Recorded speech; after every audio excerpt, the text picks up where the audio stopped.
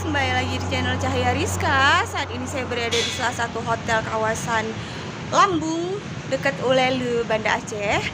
Dan di sini kita ada cafe baru yang namanya Lava Cafe yang merupakan rooftop dari hotel baru ini.